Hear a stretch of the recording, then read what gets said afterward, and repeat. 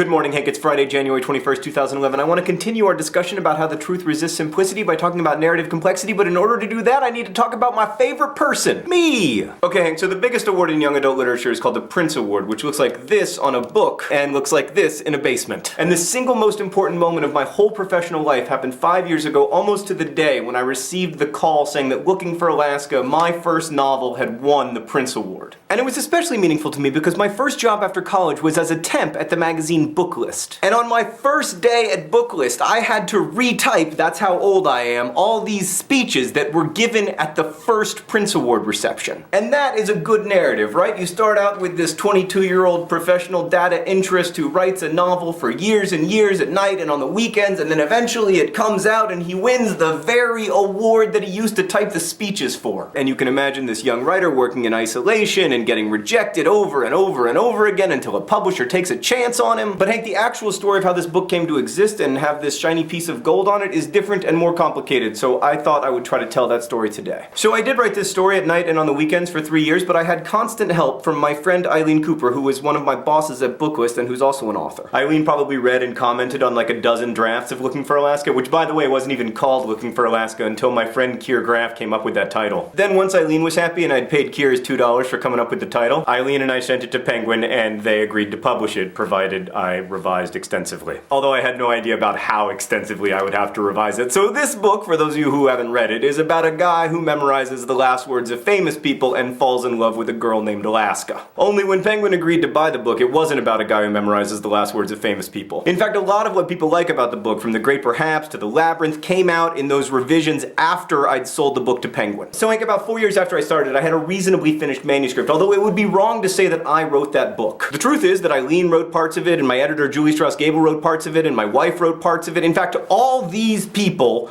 wrote at least a little bit of Looking for Alaska. And I am grateful to each and every one of those people, although no, they cannot have any of my royalties. We all like this idea that a book is created by a single person for a single reader because it's a narrative that makes sense. But the truth resists that simplicity. As the great Carl Sagan said, if you wish to make an apple pie from scratch, you must first invent the universe. So all these people worked together to make a book. It came out, 12 people in a room decided it should win this award, and I was really happy. And then a little part of me was like, so what? What I eventually realized is that the real business of books is not done by awards committees or people who turn trees into paper or editors or agents or even writers. We're all just facilitators. The real business is done by readers, and the Looking for Alaska that you read is not quite like the Looking for Alaska that anyone else reads. The hundreds of thousands of Looking for Alaska readers' stories are not something I can hold in my hand or even get my head around. But Hank, I do want to say to you and to all the nerdfighters who've read my books that being able to participate in big, interesting conversations with you through stories like this one and my other books is really the most fulfilling thing about my life. Just kidding, it's Henry and Sarah. But you guys are great too. Seriously, if I didn't have such a cute kid and a great wife, you would be the top. Well, pizza. It goes Sarah and Henry, pizza,